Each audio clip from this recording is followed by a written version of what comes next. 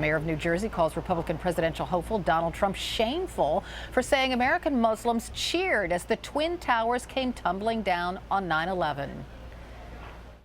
There were people that were cheering in the other side of New Jersey where you have large Arab populations.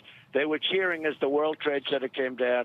I know it might be not politically correct for you to talk about it, but there were people cheering as that building came down, as those buildings came down. And that tells you something. It was well covered at the time, George. Now, I know they don't like to talk about it, but it was well covered at the time.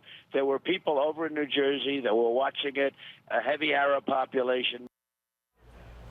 All right, so no one can remember that. No one. New Jersey Governor Chris Christie can't remember it either. Still, even he appeared to skirt the issue, telling a reporter on Sunday, quote, "I do not remember that, and so it's not something that was part of my recollection. I think if it had happened, I would remember it. But you know, there could be things I forget too. I don't remember that, no."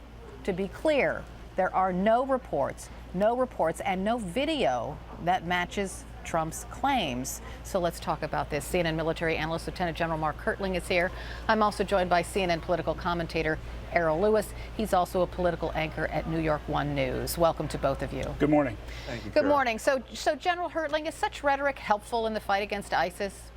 Not at all, Carol. And I can tell you from times when I was in combat and some politicians or some reporters would say some things that we knew were contrary to the truth, and in fact debilitating. Even when bad things do happen, the continual drumbeat on something like this would cause challenges to the campaign plan, and they certainly are. But especially when they're not truthful. And many reports have shown that the New York Times and both local television stations in the New Jersey areas have done an extensive scrub on this information, and there are no indicators that this ever happened. So again, this is Mr. Trump stoking fear, which is not helpful to the commanders on the ground or those who are trying to execute a campaign plan against ISIS.